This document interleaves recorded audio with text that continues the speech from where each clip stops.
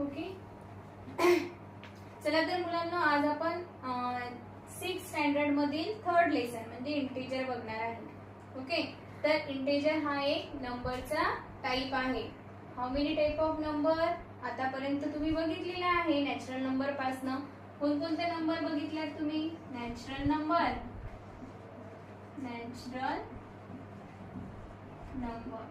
Okay. Natural number कुठून start होतात सर्वांना माहिती आहेच की 1 2 3 टू इनफायनाइट म्हणजे ज्या आपण मोजू शकत नाही तिथपर्यंत त्या म्हणजे कधीही संपत नाही. ओके. 1 2 3 4 5 6 7 म्हणजे इनफायनाइट मीन्स अनंतापर्यंत. त्यानंतर दुसरा नंबर म्हणजे hole number.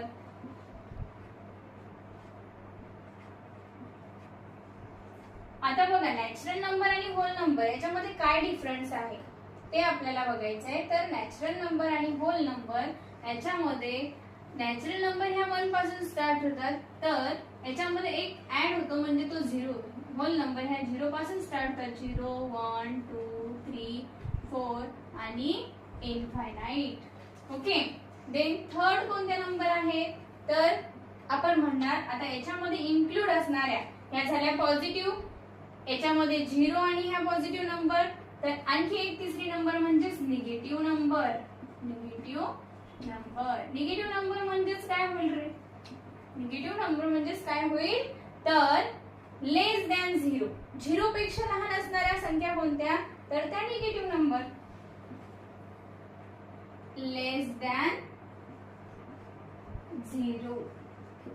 The number which are less than 0 is called as negative number. त्याच्यामध्ये -1 -2 -3 -4 त्या सुद्धा इन्फायनाइट पर्यंत म्हणजे फक्त त्या 0 पेक्षा लहान असतात. आणि मग आता आपल्याला जो मेन पार्ट आपल्याला आज बघायचा आहे तो म्हणजे इंटिजर्स. आपल्याला सांगता येईल integer means the number in which positive, negative and 0 are included. त्यालाच आपण इंटिजर्स म्हणणार. इंटिजर्सला मराठीमध्ये पूर्णांक संख्या असे म्हणतात. काय म्हणतात तर पूर्णांक संख्या. कारण याच्यामध्ये बघा इंटिजर म्हटलं की नंबर लाईन आपल्या डोळ्यासमोर येते. त्याच्यामध्ये 0 मध्ये असतो 0च्या खाली असलेले म्हणजे 0 पेक्षा लहान वाले डाव्या साईडला सॉरी इथं 2 इथं 3 इथं 4 पर्यंतच आपण बघू. या ठिकाणी 0च्या उजव्या साईडला पॉझिटिव्ह नंबर म्हणजे +1 +2 +3 आणि 4 यालाच म्हणतात इंटिजर. ह्या नंबर लाईन वरती आपण शो करू शकतो अशा प्रकारे. पॉझिटिव्ह साईड म्हणजे उजवीकडे पॉझिटिव्ह नंबर 0च्या आणि डावीकडे निगेटिव्ह नंबर. जे 0 पेक्षा लहान आहेत त्याला निगेटिव्ह संख्या म्हणतात. 0 पेक्षा मोठे आहेत त्याला पॉझिटिव्ह संख्या असे म्हणतात. ओके. तर याच्यावरील आपल्याला आता क्रिया बघायच्या आहेत म्हणजे addition subtraction multiplication and division. तर 6th स्टँडर्ड मध्ये म्हणजे या वर्षीच्या इयत्तेमध्ये फक्त तुम्हाला याच्या 2 बेसिक्स ऑपरेशन्स आहेत त्या म्हणजे ऍडिशन आणि सबट्रॅक्शन. आणि पुढील वर्षी म्हणजे 7th स्टँडर्डला गेल्यानंतर त्याच्या पुढील 2 बेसिक्स ऑपरेशन म्हणजे मल्टिप्लिकेशन आणि डिव्हिजन त्या आहेत. तर इथपर्यंत समजले? समोर जाऊया.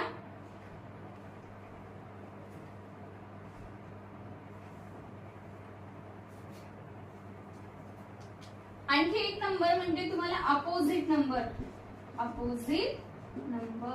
आपल्याला इंटिजरच्या ज्या बेसिक्स ऑपरेशन आहेत त्या जेव्हा आपण बघतो त्यावेळेला आपल्याला अपोजिट नंबर्स पाहणं खूप गरजेचं आहे.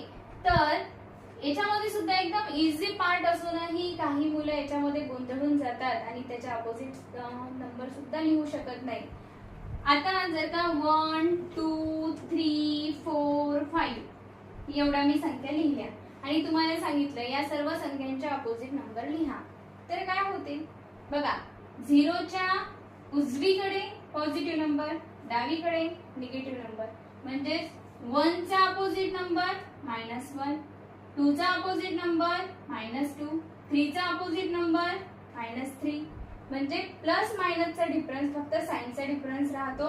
त्यालाच अपोजिट नंबर असे म्हणतात. म्हणून मग आपला आन्सर काय होईल या ठिकाणी 1 चा -1, 2 चा -2, 3 चा -3, 4 चा अपोजिट नंबर -4 आणि 5 चा अपोजिट नंबर -5.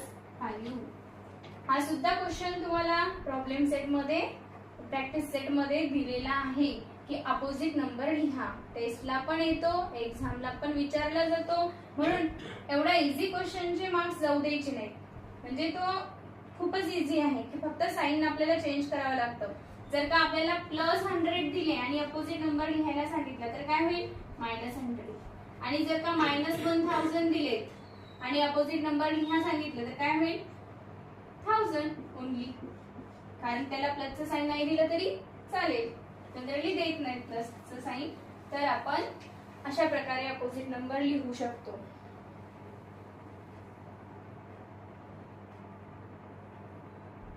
प्रॅक्टिस सेट 4 मध्ये तुम्हाला असे क्वेश्चन आलेले सुद्धा आहे. प्रॅक्टिस सेट 4 मध्ये खूप इझी आहे, इझिली तुम्ही लिहू शकता. क्वेश्चन नंबर फर्स्टच आहे प्रॅक्टिस सेट 4 मधला. प्रॅक्टिस सेट 4 आपण काही एक्झाम्पल बघूया आणि काही तुम्हाला होमवर्कला. प्रॅक्टिस सेट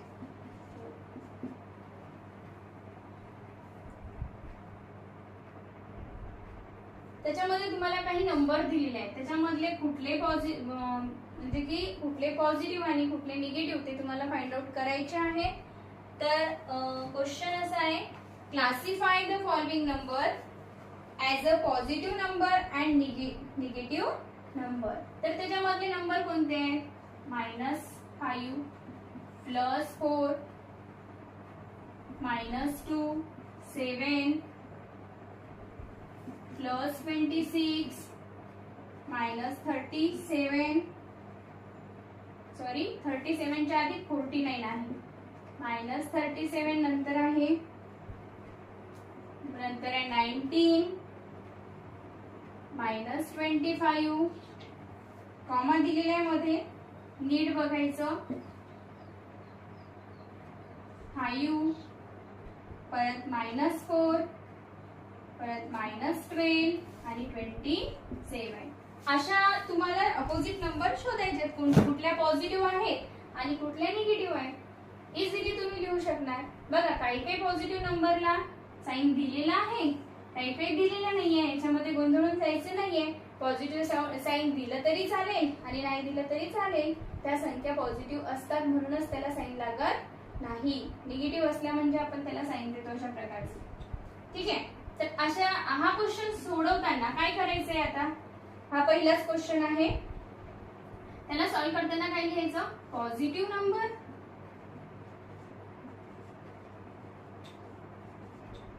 असे ब्लॉक बनवायचे आणि निगेटिव्ह नंबरचा